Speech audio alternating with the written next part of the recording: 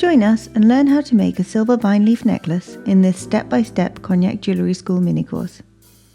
This start-to-finish tutorial contains all the information you'll need to handcraft a silver leaf necklace from raw materials to a fully finished piece of jewellery.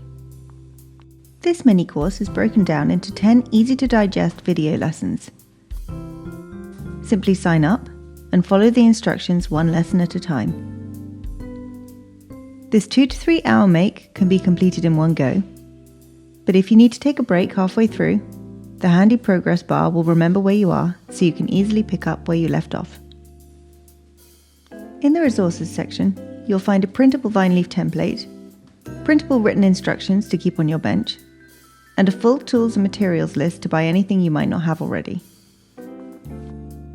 In addition, you'll also receive access to 5 bonus videos to give you extra information on the technical aspects of this mini-course. As part of the course, you'll also receive additional leaf templates in 2 sizes to use on future projects.